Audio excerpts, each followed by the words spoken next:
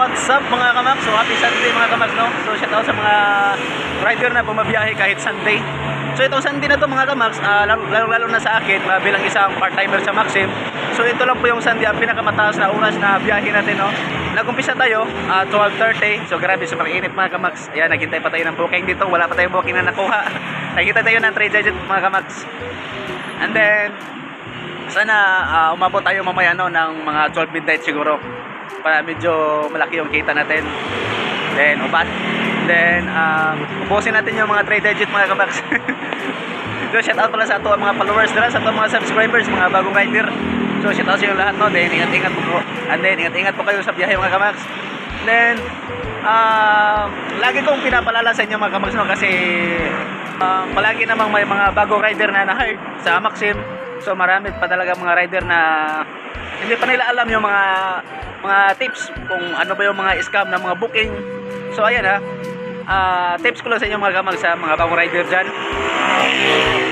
Lahat ng mga payment online mga kamaks, tulad ng mga magpabayad sa 7-Eleven, mga ganyan mga booking mga kamaks, ay talagang 100% scam po yun mga kamaks.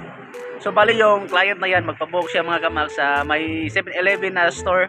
And then sabi niya mga kamaks, may binili daw siya sa online at kailangan daw bayaran sa 7-Eleven. Tapos ayan, mag-send siya ng barcode sa inyo mga kamaks. And then sabi niya diretso lang daw sa counter, tapos ipa-scan lang daw sa cashier at babayaran ng 19 plus yun. Tapos may 21 din, 21 plus. So ayan, mag-ingat kayo dyan mga kamaks.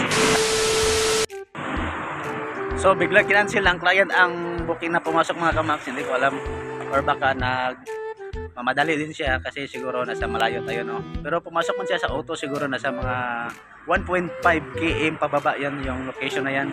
Pero iwan ko lang bakit kinancel niya. Choice niya yun eh. Bahala na siya. Ayaw niyang mga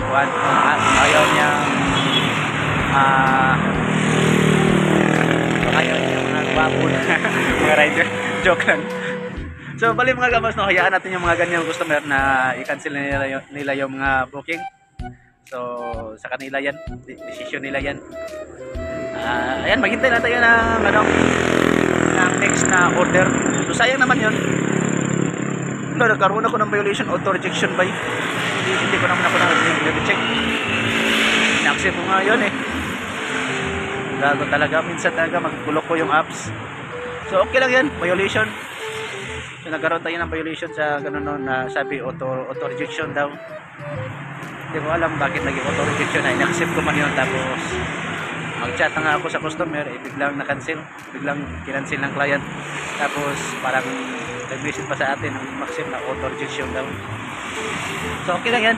Yung violation naman mga kamaks, na wag kayong mag-alala sa violation na yan, kasi 1 month lang yan. Tapos kung palagi kang magbiyahe, palagi kang mag-accept ng mga auto assignment filter, so malayo lang mga 2 weeks, so mawala na yan mga kamaks. Pero kung wala kang biyahe, no violation, 1 month lang yan mga kamaks. So wala na yan after 1 month.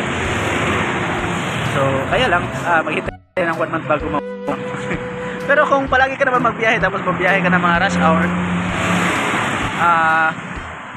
ayan, makatulong din yung mga ganyang oras sa pagtaas ng ratings mo. Kawawa yung motorcycle natin mga kamaks, so walang ligo. Ayan.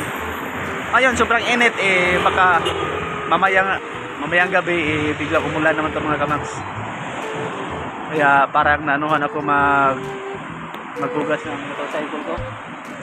Kasi mamaya uulan naman to, klaro. Sobrang init mga kamaks. So ganun lang mga kamaks, no. Shout out sa mga bagong rider. Then sa mga subscribers din rin, no, sa Cebu. So ako pala ay from Cebu mga kamaks. So shout out po sa lahat ng mga subscribers ko dito sa Cebu. At syempre tayo sa ibang mga lugar, lalo na dyan sa Davao area. So may bago tayong mga subscribers pala mga kamaks dyan sa may Pampanga area. So shout out sa inyo, no, sa mga Pampanga area mga kamaks. Then ayan, ingat-ingat po kayo sa biyahe mga kamaks. So ayun lang mga kamaks, no. So that's all mga kamaks. So kita-kits sa